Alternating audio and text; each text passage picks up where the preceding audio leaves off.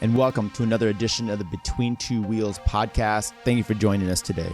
On today's show, we're going to discuss the Tour de Suisse. It's just ended, giving more speculation as to who is the favorites for the Tour de France than before the race had started. We have the U.S. Amateur National Championships showcasing the young talent, both on the men and the women's side, juniors as well.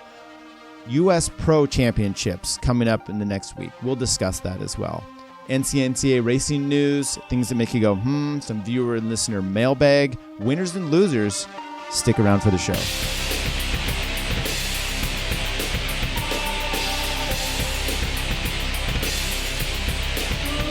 All right, everybody, thank you for joining us once again. This is the Between Two Wheels podcast. I'm your host today, Tyler Janke, once again solo. We will have some people in studio coming up. I've got a good interview lined up for this week, someone in the NCAA. I think you really enjoy that. Otherwise, we're going to get Chris and Curt maybe back into the show. Who knows? They're busy. I'm busy. We're making time for it. Like I said, we're getting this tuned up for the Tour de France to give you some good content as we go ahead. And by the way, thank you for checking out our shows recently on the on our YouTube channel. We've been getting some good traction there.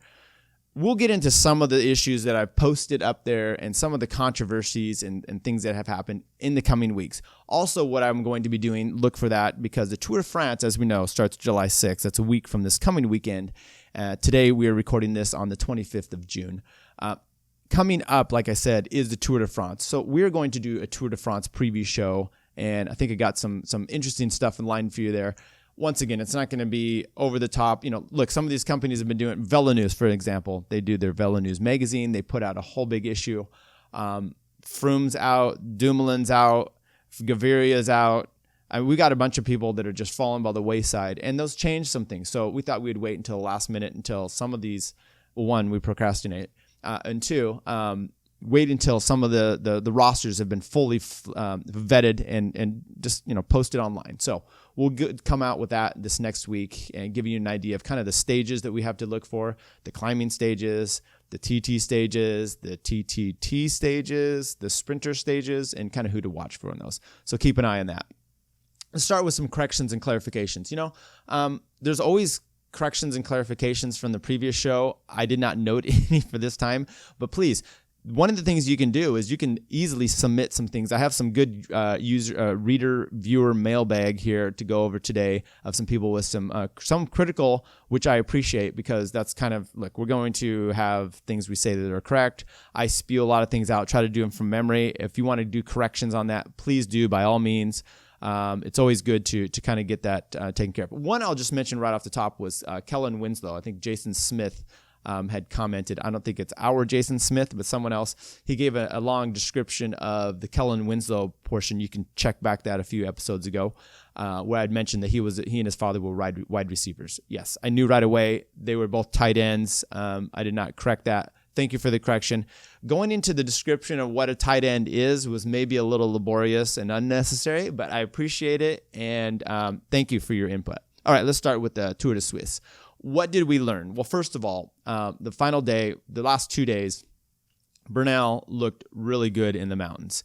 They had some climbing that were kind of cobbled climbing, and it was good. It was interesting to watch his team take the effort to the front, really kind of dominate, and then he himself, Bernal likes to go from a distance out, 5-6K. He'll take the lead on, and he as he's driving down, picking off people, and eventually getting in the overall last 3 days, because he got a climbing day. Then they went and did a time trial, and he was able to do good enough in the time trial. Look, Andrew Hood of Velo News posted out that, look, Bernal only lost 1 second per kilometer. It was like a 19-kilometer TT individual time trial.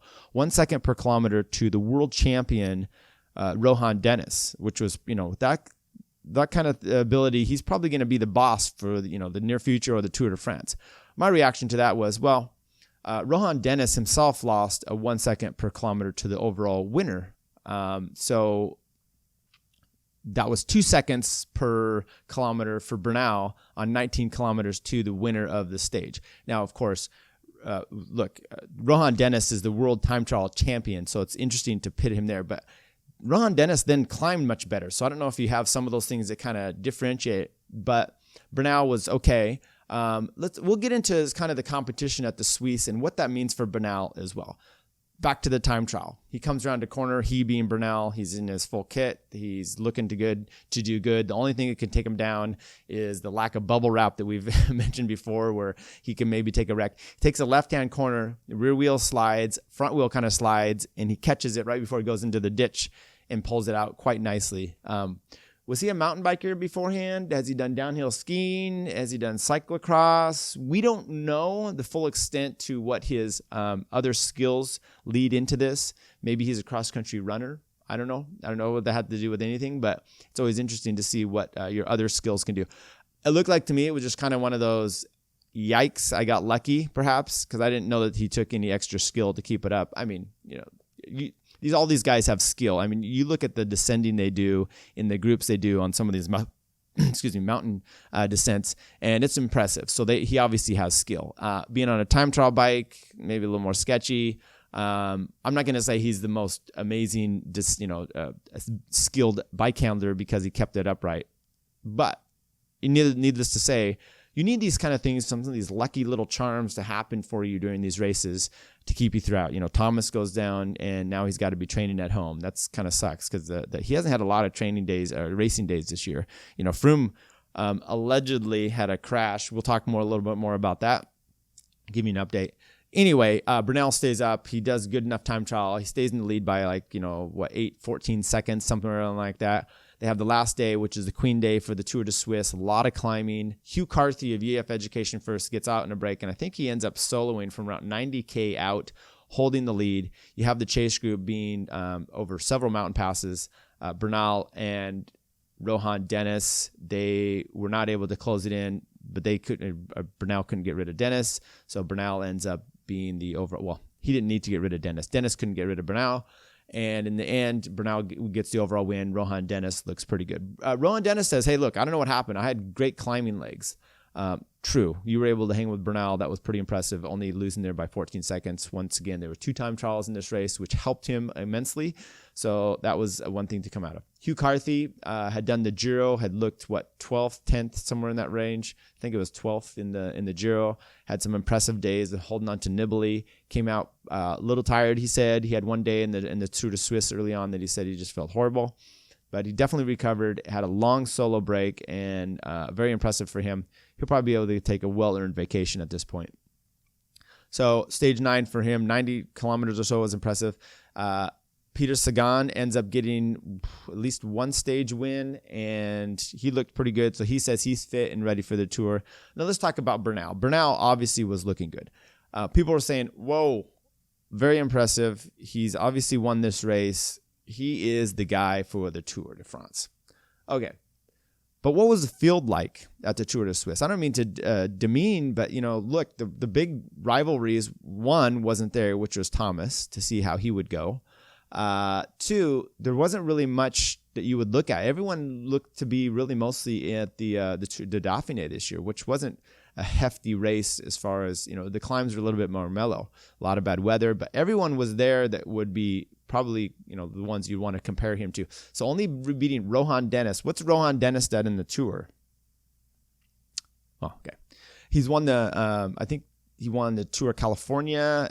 He can definitely climb well, but on a 3-week race, we're not. So nothing against Bernal, because obviously the way he was climbing was impressive, but only beating Rohan Dennis by 14 seconds or so doesn't put him in the head and shoulders lead for coming into the Tour de France. Plus, we've always got to, and look, I could be wrong. I'm not saying that he can't win it. I could be wrong on this, of course, but Bernal, it's a 1-week race. He's only done the Tour de France, which is 3 weeks, once before. You saw the Giro as coming in. Roglic was flying, and he wins the first opening time trial, and you're like, this thing's over. And it wasn't. So, you never know what can happen. Now, look, Sky has tend to numb us into boring races at times, and just, their guy gets there, and then they just hold it and win, which we saw last year. We've seen years before. I'm looking for a little bit more competition. So maybe my commentary is built on hope more than some fact, but I think I have some going in, which was, one, the competition at Suisse wasn't quite what you would expect. So don't read too much into this, the overwhelming performance by Bernal. Two, there's not a lot of... Look, let's go back. The one thing that is in his favor, which I'm going to need to also insert here, is the lack of time trials in this year's tour. We've got an individual time trial near the end of like 20-some K. Other than that, we have a triple team time trial. He'll be fine with his team. They're not going to drop him in the team time trial. But other than that, you have a ton of climbing and very little time trial in. So it does put someone like him in more of the driver's seat over, Thomas as an example. And we'll get to some of the other people that have dropped out. So once again, Swiss, pretty decent race. They had a little bit better weather than they had at the Dauphiné. So some guys came out of there at least looking a little bit more better off not having all the sickness. Okay, there was another race, formerly the Route du Sud. It's called the Route d'Aquitanie 2019. It was a 4-day stage race. It's just, there's some of these other ones just smattering around. And this is where some of the climbers were. Valverde was there. He wins the overall. He won a stage. Arnaud Demar, a sprinter, he ended up winning 2 stages. There's no evidence that he was holding on to cars, but he ended up winning some stages there. So you got to come away with Valverde ends up getting that. Who else is Sosa Cuervo of Ineos? He did well in the Tour of Colombia. Rigoberto Urán was there. He was down by 17 seconds. Dombrowski 7 seconds. So so some of the other climbers were there. So you didn't have, like I said, you didn't have everybody at the Swiss. You had Valverde here. You had Rigoberto Urán and Tony Gallopin. I mean, it's even these Sivakov. There wasn't a bunch of, the climbers and all the GC guys seemed to kind of be spreading themselves out on some of these other races. Another race you had was a ZLM Tour. Caleb Ewing ends up winning the last stage there. Groenewegen won 2 stages, so that was pretty cool to see some sprinters coming around. Demar, these guys. With that, we've also found out that Fernando Gaviria is going to miss the Tour de France. Bummer. So the UAE team doesn't have their big sprinter there. They do have, I have to remember, Christoph, is he with them now? So they at least have somebody, but that's obviously a big blow to them. But they will be focusing, they're missing that spot. Fabio Aru had a decent Tour de Suisse, and he's coming up from that iliac artery surgery. So he's been doing better, and he'll be there now at the Tour. They're slotting him in to support Dan Martin. Maybe good for Dan. I don't know. We'll see how that goes. Once again, Dan Martin in the Dauphiné, not the Tour de Suisse. Michael Matthews of the Sunweb team says he's lost. He doesn't know what to do now for the Tour de France now that Tom Dumoulin is not going to be racing. Part of the comments that he's made there is that he had been focusing so much to support Tom Dumoulin that I think that he'd been training a lot for climbing, and now he says, I don't know what I'm going to do. Once again, he said he hadn't been doing any sprint training. So maybe he, with this so much climbing in this year's race, maybe he's not going to be so lost. We'll take a look at some of these races and see which ones are made for the sprinters. But if you have ones that have some pop to them near the finish, which he's always been good at, maybe he'll be even better at. And look, Michael Matthews, I understand. Maybe you're upset that you weren't able to do the training that you wanted to this year, and maybe that's kind of a slight, or maybe you really are just feeling kind of lost that you're losing your leader. But I think he'll do fine. And matter of fact, I'm predicting that he's going to get some stage wins at this year's tour just due to all the climbing, especially near the end. There's a day that's a little bit more mellow, and he's been able to make his way through. We talked about this with Chad Haga at the Giro, where Tom Dumoulin goes out, so he's like, I'm going to focus on the last day's time trial. And with that focus on the last day's time trial, I'm just going to sit in the Gruppetto every day. Well, he's sitting in the Gruppetto with Victor Kampenaerts, and Kampenaerts is not as good a climber, so he's having to suffer more, more fatigue by the time they get to the last time trial. Chad Haga wins, and he'd been basically able to just float along all day. Maybe you're going to have that with Michael Matthews being in better shape, and he'll come in fresher to some of these. So, Michael, hold your chin up. I think you'll do fine. Like I said, Demar won a stage at the Route d'Aquitanie, so he's looking pretty good. So I'm looking forward to some of the sprinters. You've got Viviani, Sagan, Demar, Groenewegen, Caleb Ewing's making his Tour de France start this year as well. I'm sure there's some others I'm missing out, and we'll give a list of all of those. So look, that's going to be fun and fantastic if they have any actual stages for them to sprint. All right, let's move on to U.S. National. So we just had the U.S. National Amateur Championships. This next week we have the Pro Championships. We'll give you a little insight as to what this, look, from 65 to 1984, we only had the Amateur Road Championships. They had all different kind of categories. They included the amateur, some of the masters in there. You can take a look back. The USA Cycling has all of those listed from before. But in 1985, they had the first U.S. Pro Championship. They had that in Philadelphia. That was won by Eric Heiden. Eric Heiden, you maybe remember him from fame of speed skating. 1980 Olympics, Lake Placid, 4 Olympic gold medals. This is a big deal. He was also into cycling. His sister won the U.S. Road Championship, national world. Was it world? I don't know. Maybe it was national championships as well. Beth Heiden, she was a good cyclist. He was an integral part of getting the U.S. 7-Eleven racing team off the ground. They kind of needed a world-class icon. He was doing cycling. He did that. He did, I think, the 85 Tour de France with them. Not such great. Look, he was on his way out of cycling. They were using him. He was fine with that. He wins national championship or the Pro Championships in Philadelphia. In Philadelphia, from 85 to 2006, they had at Philly that was the Maniac Wall. They called it Core States, Wachovia Championships, and it was at one point the biggest one-day payout race in the world. All the Euros would come there, and what they would do, they would just say the top American across the line is your national champion. We had Chris Weary. I think he was the last one to win there in 05, like 6th place or so, or maybe it was Freddie Rodriguez, national Northern California racer, winner of stages in the Giro, winner of race out in Colorado that I did with him. Anyway, the point was, though you weren't necessarily the first one across the line. Eddie Gregas was another one, these national champions in Philly. But in 2006, they said, you know what, we're going to remove this race. We're going to have U.S. racers only. We're finally getting enough U.S. pros to have this self-sustaining. So they moved it to North Carolina. This year, it's out in Tennessee. They've had it out there a few years. They keep moving it around. And it's Pro 1.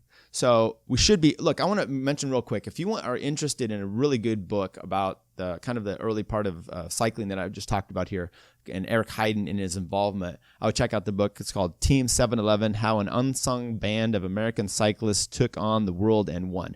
Really good, fantastic read. Talks about Akowitz and these guys, the creation of that team, using Eric Heiden, going to the Giro, winning with Andy Hampston, getting to the Giro even before that, doing the Tour de France, their issues there. Really good, pretty good book of the involvement of U.S. cycling during that period. Okay, like I said, the race has moved on.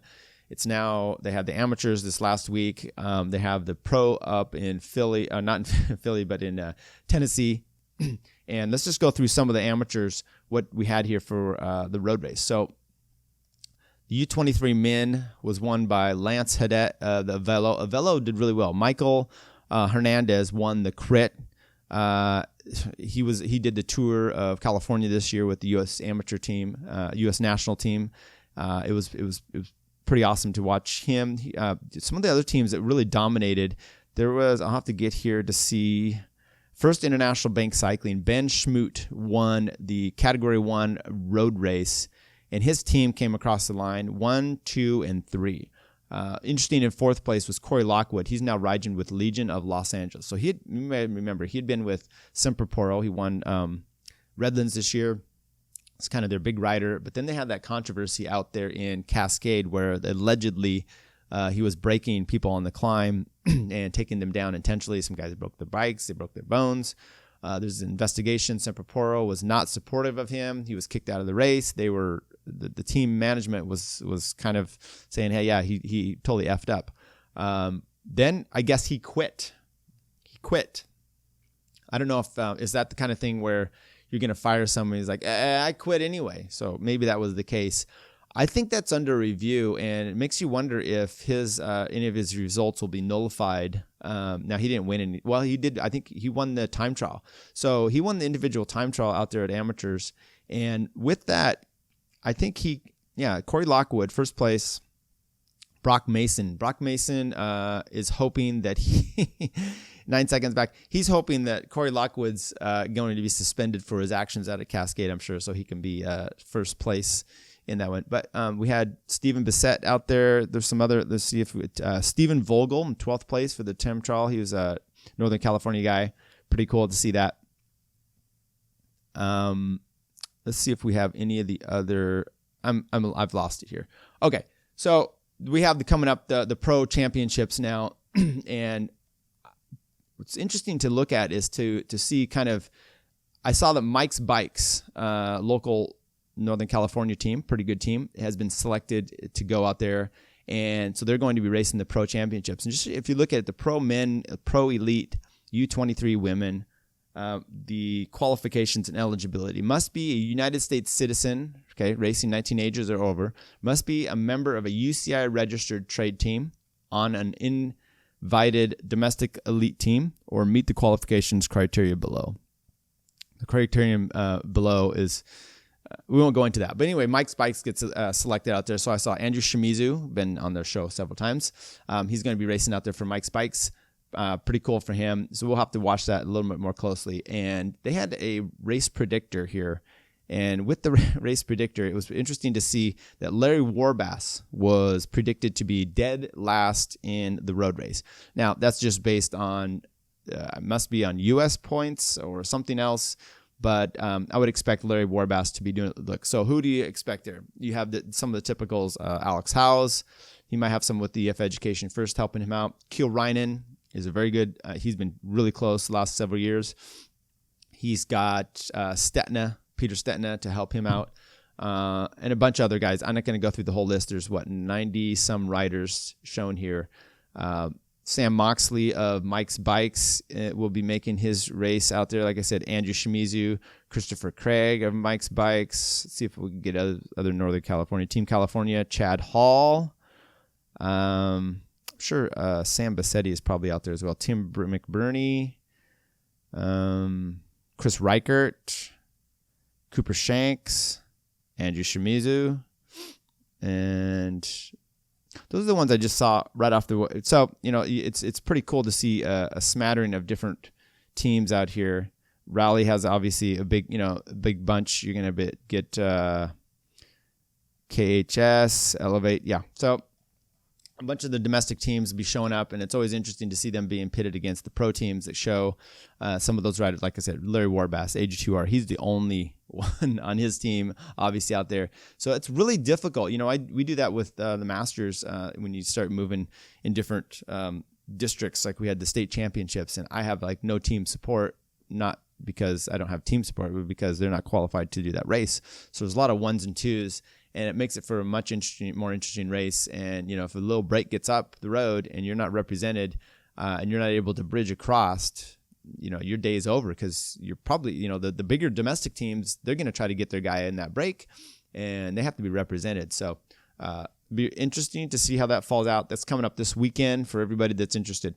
Just another one we thought we'd throw out here. Quinn Simmons won the junior men 17-18. He also had won the last Sunset Circuit race is at the amateurs this year. So we had Dash for Cash on the NCNCA issue racing calendar here a few weekends ago. And I thought I'd just point out we had Jeff Linder on the P12 of Turun Elite. He had taken a back-to-back. So that was a second time. He won that last year. He won it this year. He's got a good video coming out there. His teammate, Matt Michael, was in 4th place. It was pretty good to see him showing the finish there. Then he ended up with 2nd place this week at Brisbane. And, look, saw Mike Sayers on the podium there as well. So pretty good to see Mike throwing himself into the P12 race and getting on the podium, well represented. It was Andrew Gosling, a team's Mike's Bikes, Jeff Linder in 2nd, and then Mike Sayers in 3rd. So pretty cool. See how many full results. I think there was some 40-some riders, so 20, 30, a lot of DMPs, so 45 or so racers on the day out there. Pretty cool for them. Look, we have coming up, I think, the 4th of July crit in Davis, so it's usually on the 4th, and I think the 4th is, what day of the week is that? So that is going to be a Thursday. So you're going to have a Thursday race out in Davis Last year, it was, I believe, the Crit Championships. I'm not sure if it is this year. I have not checked into that. If it is, make sure you show up. Nice big field. We had a good field there last year. I will not be attending. Not that you cared, but I'm going to be headed down to Southern California for a wedding. Not mine, my nephew's. Okay, let's get to some viewer-listener mailbag. Okay, I got some feedback about the Chris Froome bike crash, and I said, hey, I debunked it. Now, some people did not like that. It's a pretty hot topic, and it's really, Cycling Tips did an article about conspiracies, and I think it's easy to jump on some conspiracies, and sometimes it's easy to just dismiss some things. Curt and Chris and I got into something, and I'm not going to get involved in all that back and forth.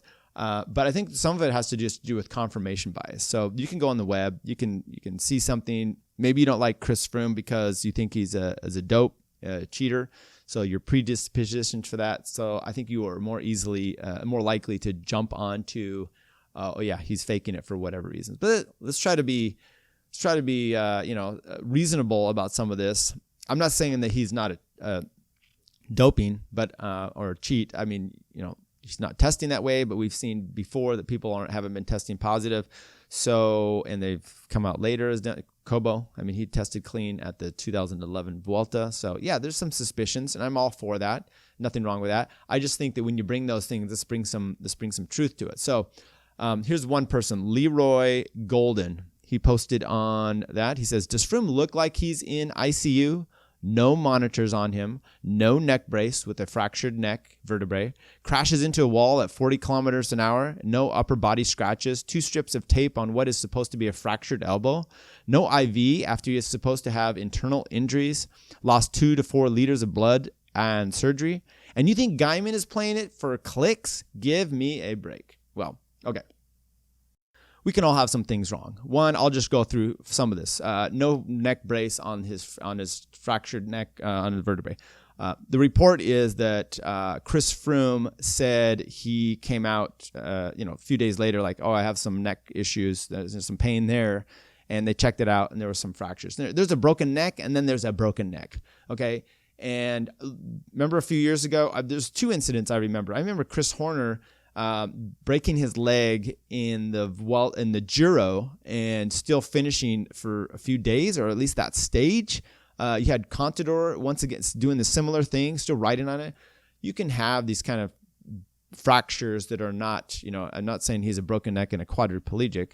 I'm just saying things can happen. There's another story I just read about a racer that had a broken neck for most of the season and didn't realize it. This is several years ago, like 70s or something like that. So definitely things can happen. Okay, that's one of them. Crashes into a wall at 40 kilometers an hour. Actually, I think it was 55 to 60. No upper body scratches. Could be. Once again, the picture of the picture of Froome just had. It was like nipple high. I think they were covering his nipples. Okay, so we don't know exactly what it was. Now, I understand they said he did have broken ribs. So 2 strips of tape on what is supposed to be a fractured elbow. Now, once again, in defense of that, I can't really see the elbows in the picture. Maybe you have a better picture. No IV after you're supposed to have internal injuries and lost 2 to 4 liters of blood from the suture. Well, I heard it was 2 liters of blood, not 4. Could be right. But can't he have the IV going in through his hand? His hand's not being shown. I just had a procedure, and I had an IV going in through my hand. So that could be it. And you think Guyman is playing it for clicks. Actually, I of course I do. I don't know the Guyman. Yes, Guyman is playing it for clicks. I'm not saying that Froome is not. All I'm saying is Guyman plays for clicks. Although he came out, there was a crazy guy on the internet, talks about eating bananas. And he's been really all over Guyman in a kind of an insensitive way. Guyman thinks it's insensitive because his response he actually responded and he said, come on, I've been injured this week. Oh, so you're injured. I'm sorry. Froome's injured too. We could still have conversations about things. That wasn't that Lance's thing. You can't come after me because I'm supporting cancer. Look, Phil, I want you to get well. I have no problem with that. But, you're on the internet. You're pushing things. I am too. People come at me. This guy just did. We'll just try to walk through them. Gilles Shefferly responded, I agree. I've been in hospital a couple times after a bike crash. And this is a small miracle that Froome looks like this. However, I think this is an unrealistic theory. People like Poles, Martin, Brailsford, the hospital people, Froome's wife should all work together and lie to the whole wide world to make this happen. And then post a picture of Froome laying in bed without scratches. That's very unprofessional for professional actors. So I think he did crash. And we're not able to see all the scratches because he's partly covered up. End of story. Well, he's ended the story. I think he's got a point here, or her. Exactly. That was my whole point of some of this was for Froome to have this issue, one of the biggest problems is you've got to bring in Dan Martin. Dan Martin, once again, was traumatized. The next day, he's like, I can't get it out of my head. I was 200 meters or so behind him when it happened. I saw it happen. I think Wout Poels, initially there was a story where he was there, but then he was in front of him. I don't know what really happened. But you've got to have too many people. And what is that? The Occam's razor type of thing. So the likelihood is that it happened, especially you've got to bring Dan Martin into and all these other people. So look, this is an Area 54 issue, but 1942 Rita said, this is so messed up. Only trolls would charge a man with faking life-threatening injuries to charge three top racers is laughable, but not funny. So not really sure. I agree to that to some extent. I don't know that it's not laughable. It is laughable, and it is funny. I'm sorry. It's wackiness that people jump down to some of these things. But like I said, confirmation bias, and we have what you will. Okay, some things that make you go, after the race at the Tour de Suisse, and by the way, if you want to add in some of your comments, please do so. I will try to read any of the good ones we have. I'll either respond on there or on the podcast. Bernal at the Tour de France. So Egan Bernal, he got his victory in the Tour de Suisse. It looked, unthreatened. Well, it was a little closer than what people are kind of making it out to be, that he's like this dominated force. But that was because he was very dominated in the one or two mountain stages there, and then just he was able to hold on. He did a decent job of time trialing, and so therefore he makes everyone else look silly by comparison. Well, who else is there by comparison, as I've said? But they were asked about what if you're going to, you're going to be in the service of Geraint Thomas, the defending champion, especially if he proves stronger. He says, I don't know. I don't choose to say that I'm the favorite. In any case, I will go with G, Thomas. He will be our leader. Bernal said in a flash interview after sealing overall victory at the Tour de Suisse on Sunday. This is from Cycling News. I will try to help him. If he's better than me, for sure I will help him. I don't have any problems to help him. I'm just 22 years old, so I think that I have a lot of tours in front of me. Now, that was just a little bit different. There was a Cycling Weekly quote that had him basically saying, we'll see. It was a little bit more ambiguous as to his support of Thomas. Hey, I hope for some infighting and from good Tour de France. One last thing here. NBC announced that Chris Horner will be at the 2019 Tour de France. Horner will be part of NBC Sports' daily traveling studio for the 3-week race, providing analysis and interviews before and after each stage. Paul Burmeister will return to host the studio segments, with retired U.S. pro Christian Vandevelde also reprising his analyst role. According to an announcement published in the NBC Sports website, Vandevelde and Horner will also be called upon to add to the play-by-play coverage from Bob Roll, who will move from the studio to call the action with Phil Liggett after Liggett's longtime broadcast partner, Paul Sherwin, died in December. Okay, well, it's just kind of interesting. Look, we got to always pull. This is not without controversy. Remember, Horner won the Vuelta 14, and at an advanced age. I think he was in his 40s. That's really suspect to people. Plus, there's that whole rumor that he is rider number 15, as outlined by Levi Leipheimer in the whole issue with the doping scandal and USA Cycling and Lance Armstrong. So that's never been found out who that rider actually is. So there's a lot of speculation that it's Chris Horner, and therefore, he's, well, okay. So we have that. So there's controversy bringing him in.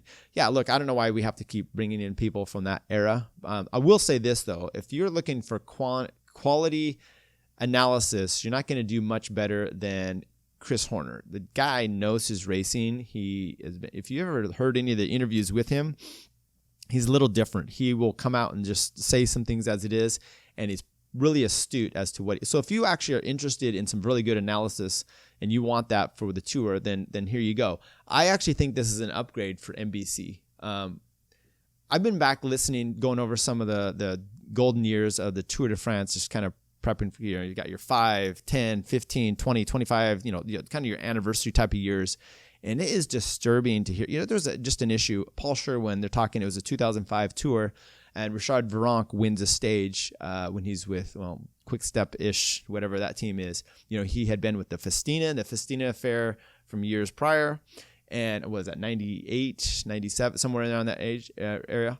And anyway, so he had, had this whole doping issue that same year. 2005 was when Robert Miller, Miller of the Garmin fame, had been caught with Cofidis. He had served his suspension, and that was kind of during that whole time people were talking about it. And the broadcast. So anyway, Richard Virenque wins a stage, and they being Phil Liggett and Paul Sherwin are just going back shit crazy, loving over this Richard Virenque win. And there's no talk about his past. They don't even really dig into that. And the sweeping over at, and then we know the results of all this past. But even that one was ripe, and they couldn't really call that out.